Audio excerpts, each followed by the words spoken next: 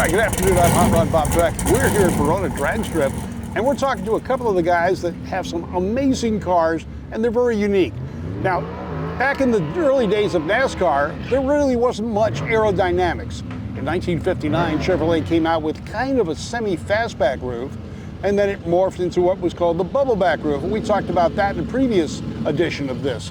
But Dave Franklin has got a unique Ford. Now, Ford finally caught up in 1960 with a semi-fastback, but your car is even more rare, a 61.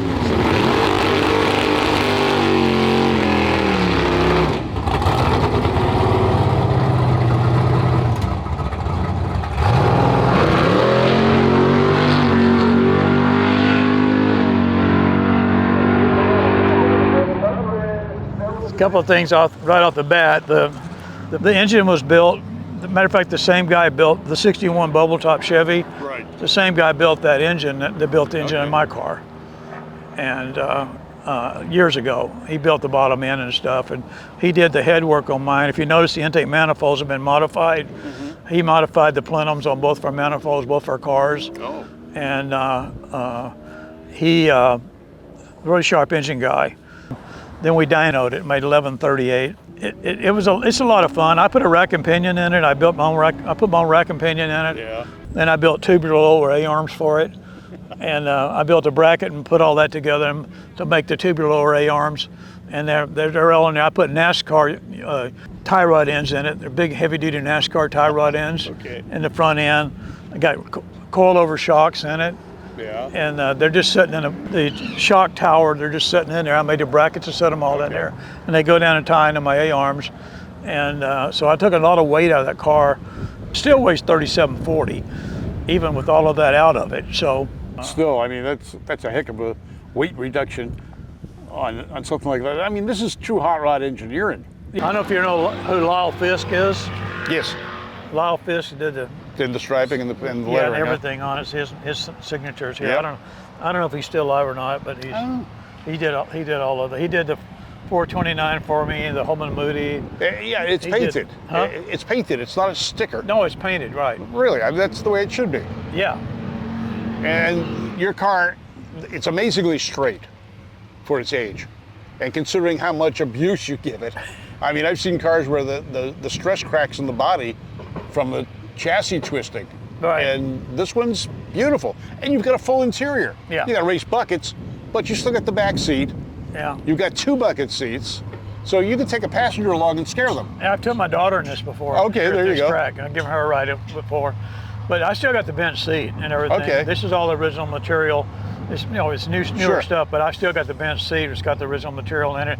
I've even got 2 bar stools at the home that I covered with my. So you look at them. There you go. It's got my interior and my stools, But, yeah, I see what you're talking about. Stock steering wheel. See the little aluminum stands. Yeah, there it is. That's the trans brake right there you go. There. And everything's up high, so you don't have to look down. Right, you just move straight over and you got it. I mean, the only thing you have to look down for is the little gauges you've got mounted underneath there. Yeah, when you're running, you don't really want to look it down anyway. No. So I don't even. You don't have the time. Yeah, right. So I mean, all that is a voltmeter down here. Okay. I just use that when I start it. Right. I look down, I make sure I got 14 volts. I got a 14 volt alternator on it. All right. So I look at that and make sure I'm not.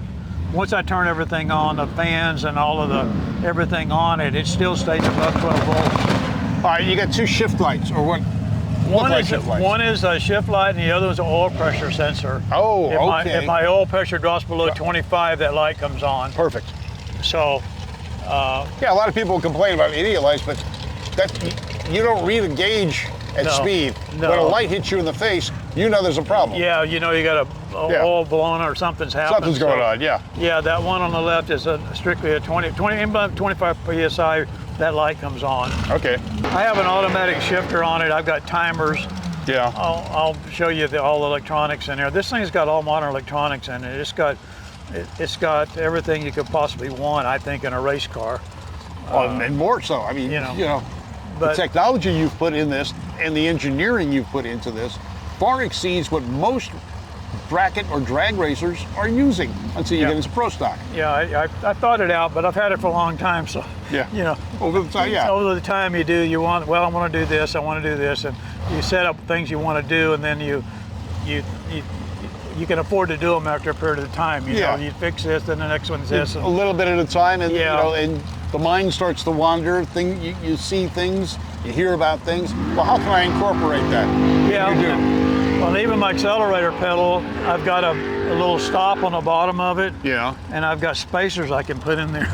Okay, there And you I've go. got them in the back, and I put a spacer in there. There may be one in it now. No, there's not one in it now, but I've got a 1/2-inch spacer I can put in there. I know it knocks 500s off. Okay. But All right, now we talked about the hood. You had to use 2 hoods to make this, and what we're explaining on that is, this is a Holman Moody style teardrop hood. right, And then because of where the carburetors sit, this was too short. right. Because it was initially made for the factory FX cars in 1964. Yeah, and they work a little different because it pulls air out of the front and it pulls Right. it through here. It's Yeah. not a pressure thing, and the air comes through and out, and it sucks it through here. Okay. So I got the slits here and here, Right. and it pulls air from the front. And what happens is, people don't realize it, but with a normally aspirated carburetor, you don't really want to pressurize the top of it because it's designed to run with a certain pressure on the top and bottom. Okay. In other words, if you start forcing air, you start screwing up the carburetor dynamics. Right. If you look at pro stock cars and stuff, they got real narrow hood scoops on them. Mm-hmm. They don't just force air right down. They're tall and they're narrow. The old ram air idea doesn't work. No, it doesn't work. It screws the whole carburetor up because you want certain atmospheric pressure on the top and the Right. bottom. You want it to function that way. If you start pushing it, you throw the balance off on the carburetors. So Yeah, because the carburetor works based on airflow. airflow and atmospheric pressure. Atmospheric pressure, yeah. So I mean, if you start pumping it in there, and it just messes the whole carburetor up. So that's the neat thing about this setup because I'm pulling air past it. Okay. I'm not forcing air on top of it. You know. So it uses what it wants. But Right, it's using exactly. Yeah, You're not exactly. forcing it in there.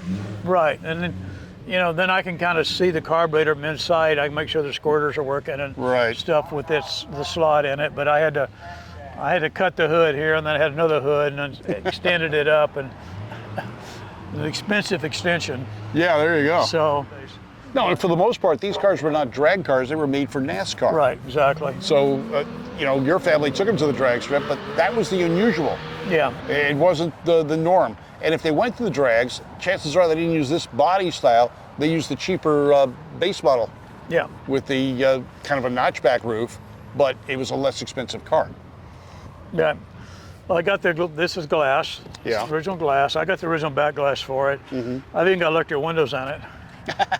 See, there's no window handle. No. I've got electric windows, and I got the controller right down below the shifter. See the 2 little buttons down there? Yeah.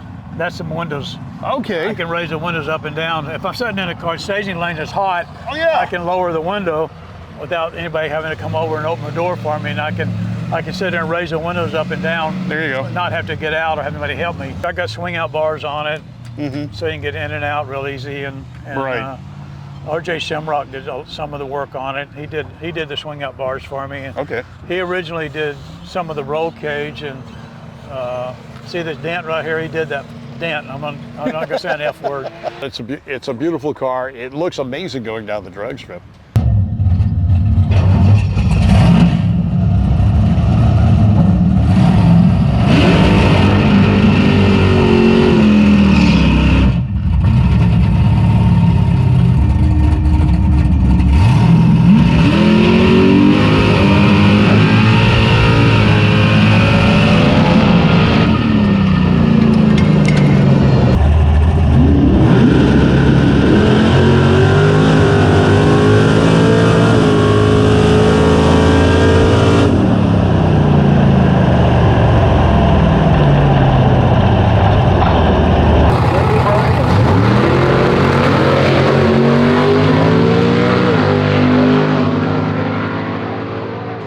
front fenders are fiberglass, but they're only 2 pounds lighter than the steel fenders. Okay. They're real thick fiberglass. Yeah. So, I mean, that's the thing. They're not light. Nowadays, they've gotten a lot better with it, the carbon fiber and all the other stuff, but these are real thick fenders. They're, like I say, they're 61 fenders. Yeah. And the wheels, the original monocoque wheels, these were the lightest wheel on the market at one time. Wow. And I had monocoques front and rear, but what happened was the rear started cracking on me. Okay. And so I went back over to Bogart Wheels, and they originally were the monocoque dealers, and I had them make these wheels for me. They were in Arizona now, and I had to go over there, Phoenix area, and they made them up. They're a real good company. They made these up for me, but yeah, you know, I ran the Fun Ford Weekend. That was at Fontana. I won that. Yeah. And of course, the hot rubber unions and different events and stuff. But I don't know. I don't know how many trophies I've got at home. I've got. But you're having fun, and that's you know, that's the main thing about something like this. Yeah. It's having fun first. Yeah. If it's not fun, you're not going to enjoy it. You're not going to do it. Right. And you're not going to improve. Like, you've improved this car tremendously over the years, but if it wasn't fun, you wouldn't be doing that. Right. Yeah, it's always fun. I mean, I had some great people that sponsored us. Vegas Track is great. They sponsored us. Moon Eyes, they're a great company. Right. They like us running their show. And all right, so it's kind of going into mothballs, but you're going to take it out, maybe show it, let people see the history. Yeah. I mean, if you look on the back, it's not up to date totally. But if I wrote some of this. I won the AFX in 1992 ANRA. Yeah. But if you look at this is where the cars ran. White House, Interstate, Green Valley, Lufkin, Hallsville, all of those. Yeah. Then later on at Houston Raceway Park. Carlsbad, the old Carlsbad, yeah. National Trailways in Ohio. Yeah. Las Vegas, Speed World, Arizona. Of course, Formosa, Los Angeles County Raceway, Pomona. You know, so a lot of history in this car. It's been in a lot of magazines, actually. Has it? Yeah, it's been in tons of magazines. Super Ford magazine. I understand even some magazines overseas has been in Europe. Oh, good. People come to racing. Oh, I saw your car in a magazine. There you go. Yeah. People post stuff on it all the time. It's all over the internet. If you search old Yeller Starliner, it's just hundreds and hundreds of pictures. Yeah, I need to update this 942. Yeah. Because I mean, I ran 880s. Okay. 152, 154. I have to keep it below 150 because I have a parachute. Oh, okay. And last time I ran a 9002, and I did a little over 150 at Formosa. So I slowed it back down. I ran exactly 149.75. Put a little more weight in it. That's what it is, yeah. Slowed down to 1, but it still ran a 9 flat. Amazing car. All right, Dave Franklin here at Barona, getting ready for match race madness with his 61 Ford. It is beautiful. You've got to take a look at it when you get a chance. Thanks, Dave. You bet. Thank you.